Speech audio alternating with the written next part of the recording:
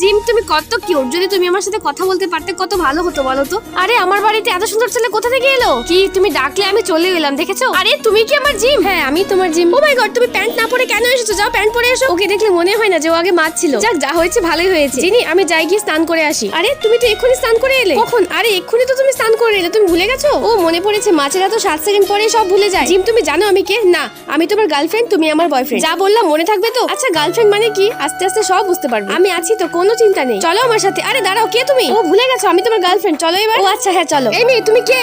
আবার ভুলে গেছো আমি তোমার গার্লফ্রেন্ড? কি এবার মনে পড়েছে? জিতে গেছি। আরে তুমি কে?